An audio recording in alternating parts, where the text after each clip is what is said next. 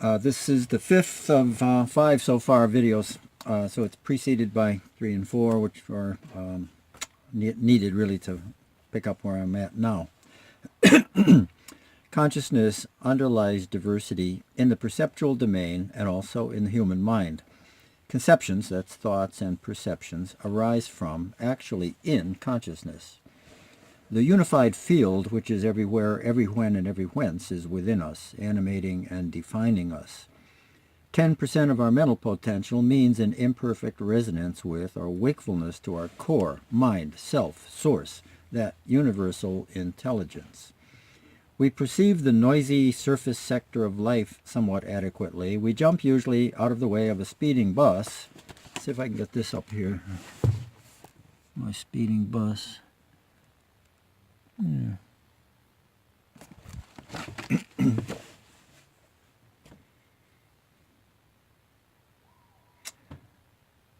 But the subtler consideration of experiencing our own real substance eludes us. Intrinsically, the topic here would be ethics now. Intrinsically, the goal of the human life, of the individual mind, is to become fully integrated with that central pivot, capital C, capital P, the infinite intelligence, capital I, which sustains the universe and which is the source, soul, mind, consciousness, self. It is this silent center which collects, connects, coordinates, and correlates each of us. It alone thinks thoughts. It alone is responsible for conceptualization, i.e., for sustaining our picture of our surroundings. It is awareness. The main process of life and the main undertaking for happiness is growing in awareness, surpassing repeatedly our limited range of understanding and competencies. Speech and actions are extensions of thoughts. Thoughts precede and determine our actions, and the integration of the mind determines the quality of thoughts. The thinking of a man who is asleep to his core, capital C, suffers necessarily from discontinuities. Various parts of his mind function separately instead of connectedly, so thoughts arise through one part or another of his mind and do not carry consideration of all its knowledge. Some information pertinent to a thought will be ignored because the brain does not function habitually in a coordinated way. Actions which are the expressions of such incomplete conceptions may conflict with each other or with other people's actions and may have a vector sum of 0 or worse. A phrase in the Rig Veda is, wrapped in fog and foolish speech do they wander. As a person becomes more self-referential, more mindful, his thought factors in more information and embodies more reference to his accumulated experience, i.e. he becomes wise. When extended into action, the results, future consequences, and wider ramifications of that action are preconsidered.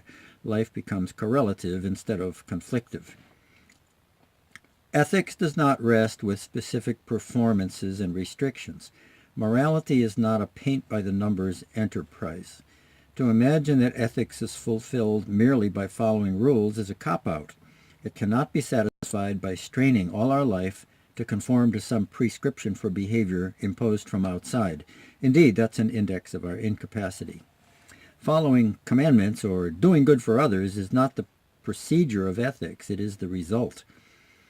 The real work is in making ourselves competent to do so. To do profound deeds, first we must become profound. To make tomorrow's decisions in bright light, we arrange today to have more light. Then the commandments become a description of our behavior, not a prescription. Compare from the Bible, seek ye first the kingdom, or from the Bhagavad Gita, established in being, perform action.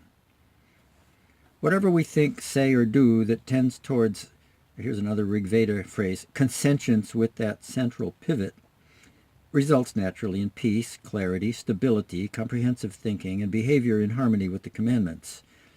Thought, talk, or acts that make confusion, disruption, vexation, irresolution, and trait anxiety suggest that you're off the quote-unquote path of righteousness, which is a phrase both in Bible and the Veda, and in the Brambles. This analysis of ethics is the most fundamental and universal. It's the same for corporate, political, international, sexual, and personal ethics. The ideal of ethics in any arena is expediting the realization of human beings.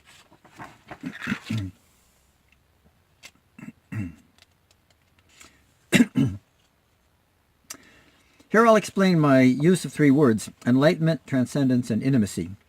The awakening to that much aforementioned infinity within us all is referred to variously as enlightenment, salvation, transcendence, cosmic consciousness, God realization, restoring the self, restoring the soul, self-actualization, love, entering the kingdom of heaven, walking with the Lord, using 100% of mental potential, samadhi, nirvana, etc. I'll go with enlightenment someday. Non-enlightenment is ignorance, walking in darkness, living in sin, falling short of the glory of God, ding-dong head, etc. Enlightenment is the term used usually for having fully and permanently awakened to that infinity which is the source of thought. Transcendence for momentary experiences with it.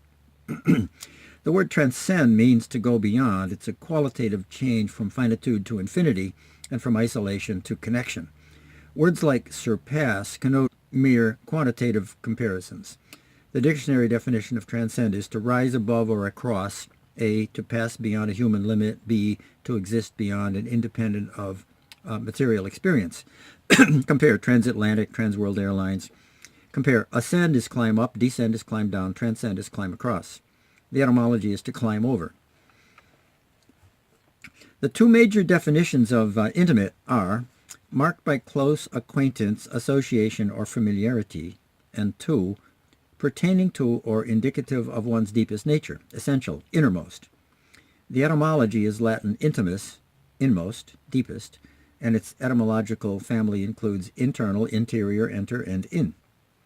The second definition, in terms of the innermost or deepest nature of a single entity, is faithful to the etymology, but the first defines the word in terms of the connectivity joining separate entities.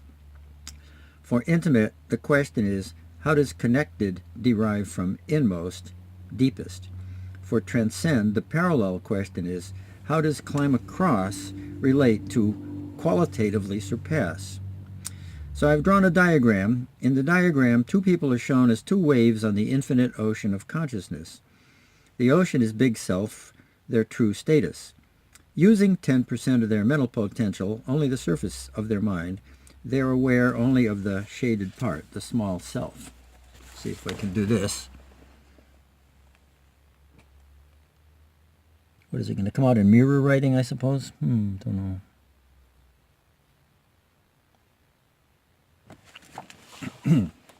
Doesn't matter. Using 10% of their mental potential, only the surface of the mind, they're aware of only the shaded part. They think of themselves as finite and separate. What unites people is going deeper into themselves. It is the innermost sector of mind that stands in common. To awaken that shared interior is to discover the intrinsic, pre-existing connectivity among people, also known as love. That once more. There is, in fact, only one interior. Awakening to it requires transcendence, going beyond the small self, the self-image, and discovering our core, C-O-R-E, capital C. Etymology, core, same as cardio, heart, basis both of etymological and experiential courage, our real substance, our common constitution. Compare, cowboy language. Him and me were made of the same leather. Jesus, love thy neighbor as thyself. Catechism, God is love. Rig Veda, know your minds to be functioning from a common source. Maharishi Mahesh Yogi, love is the connecting force in the universe.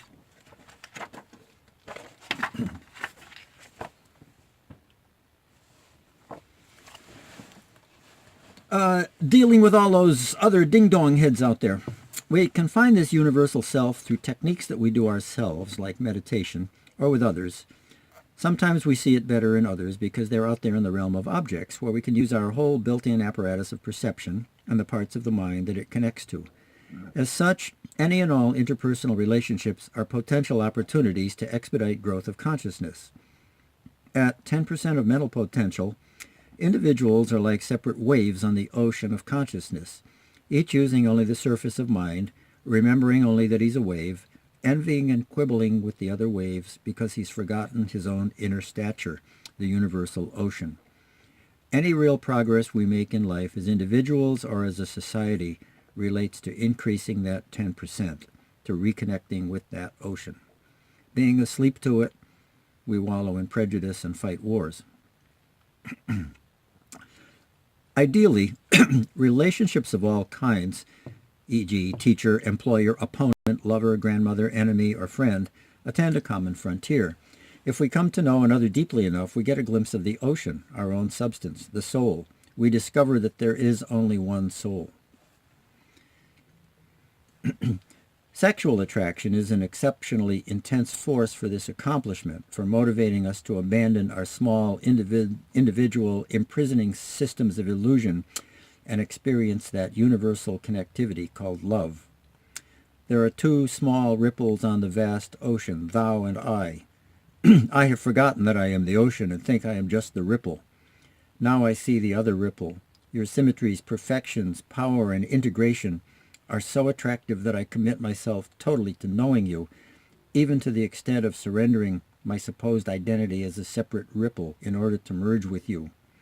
When I have done so, what is significant is not the merger, but the rediscovery that I am the ocean. Again, in your form I see cosmic design, which is a better representation of what is my own essence than is my self-image. I become ardent to surrender that illusion to be one with you. Etymology of ardor is to burn. Compare arson. Compare also altar. Alt is high as an altitude. An altar was an elevated structure for burning sacrificial offerings. Yo, sexual attraction can burn up the self-image. QED, yo.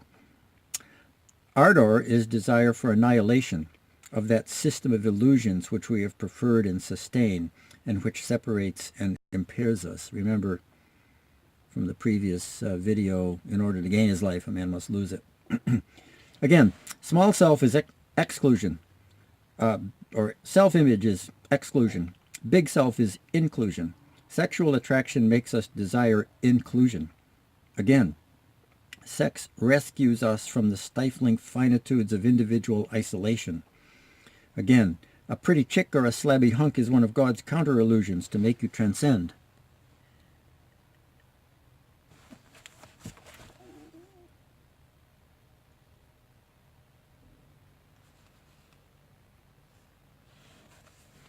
Two and a half minutes left. I don't know. Sexual attraction is natural, powerful, and plentiful. It's the tremendous force capable of contributing to integration of life and capable also of being diverted to uselessness. When in sexual attraction, our heart, our core, is not being addressed, we're running with a short circuit. When sexual attraction motivates us to discover our own common source, it's a positive, cosmically supercharging influence. Sex play can be a highway through the terrible, unnatural isolation in which we live our 10% lives, an initiative to penetrate the cloud of ignorance that separates us all. Sexuality in this superior sense is an opportunity for the great majority of us who are incompetent at etymological intimacy, i.e. not familiar with transcendence, to experience it. Since, as mentioned, our culture doesn't recognize any unity underlying diversity, and since, as mentioned, ethics is all about awakening to that unity, there's a disconnect. In ancient times, a few people, saints, yogis, rishis, who were enlightened or transcending, described their experiences with it. Their recorded cognitions, revelations, come through time to us as the various religious texts. Via many metaphors, the topic is ever and always the absolute, the creator, the soul, the core, transcendence, cosmic consciousness, etc. In the current era, this basis of existence is largely forgotten. The books are read from the perspective of a worldview that knows only the diversity of the surface and not the underlying unity, connectivity, tenuity. Bad interpretations of the text contribute to our dangerous world. There's a quote from Maharishi Mahesh Yogi again. Knowledge in the book stays in the book. Sex is a window into transcendence. For billions worldwide who live otherwise bleak, dreary lives, the only window, the major reason for bothering to stay alive. And I'll have to end it there because the 15 minutes is pretty much up. Okay, next one. At least one more on this topic. Bye.